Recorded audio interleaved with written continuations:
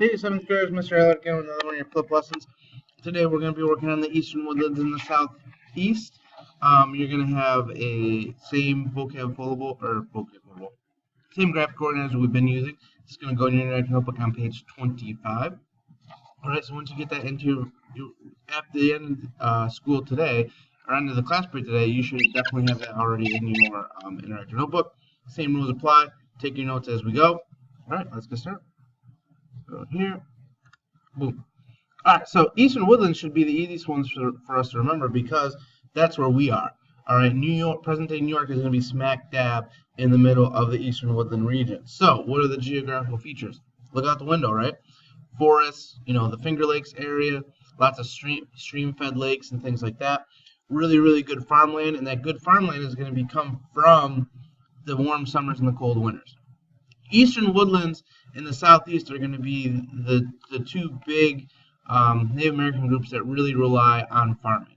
Other groups do a little bit. Southwest does a little bit. California, Northwest Coast maybe a little bit. But these are the groups that are really, really going to be growing and harvesting their own crops because the warm summer provides the growing season. For the northeast, or for the eastern woodlands rather, those cold winters, those rivers, those streams are going to provide a lot of moisture into the ground when the snow melts. That's going to provide the very, very fertile soil for the growing of crops. All right. Ooh, let me get out of the way here. Go down here. So Eastern Woodlands food sources. Part of the group were hunters, right? And that was typically a male job for most of the tribes in the Eastern Woodlands, hunting deer, bears, beavers, things like that. The occasional rabbit, stuff like that. People would also be fishing, gathering nuts, getting berries. But one of the big things that's going to set apart the Eastern Woodlands is their reliance on corn, beans, and squash. Now, for the Iroquois tribe, who is one of the biggest influencers in the Eastern Woodlands area, the corn, beans, and squash were termed the Three Sisters. And they were a really, really big concept within the religious tradition of the Iroquois, and we'll talk a little bit more about that probably later on next week. And you can see kind of how they grew them together. The squash would grow along the ground, the corn stalks would rise up, and the beans would kind of wrap around the corn stalks. And this was kind of an interplay with them of how, into their creation story, into their religious aspects as well, because corn, beans, and squash really did give the Iroquois life, and it was a staple of their diet. This was something that they always had. Now, it wasn't typically kind of the sweet corn that we are used to, but it was something that they could make into cornmeal, into flour, into all sorts of different things like that.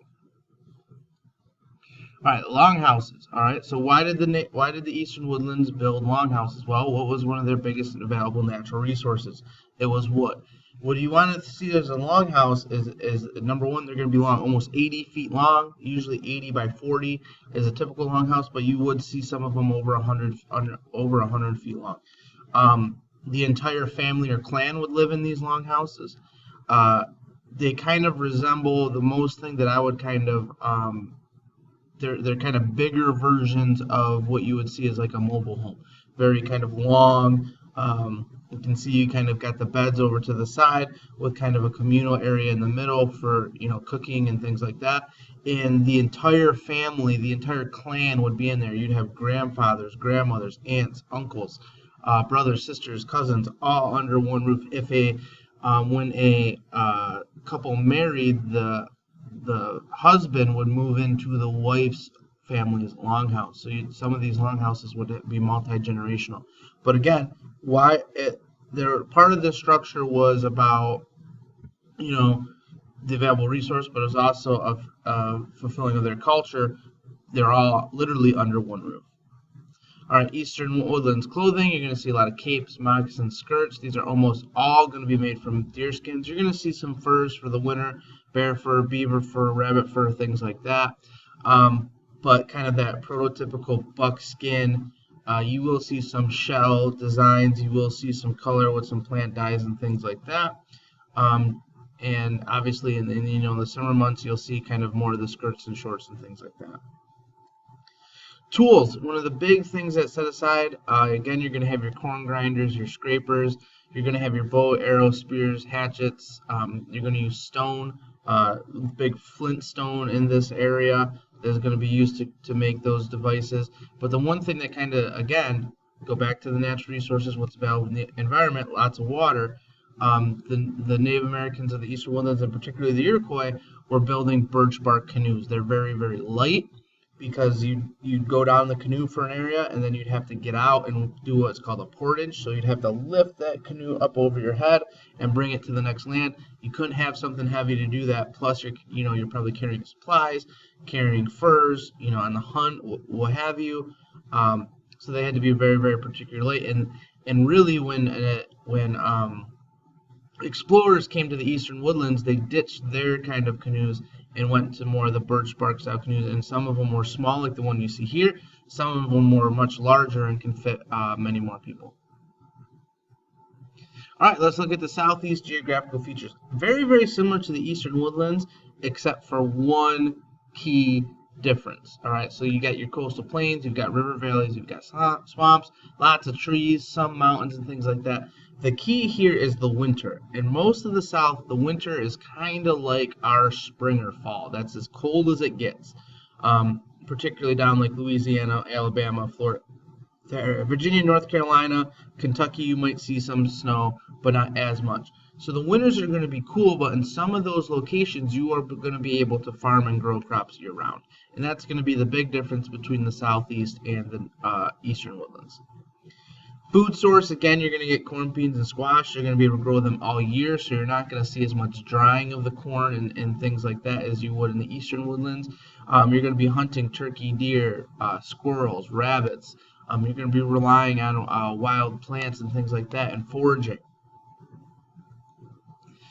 What you're going to see is homes, is you're going to see wood homes. They're going to have similar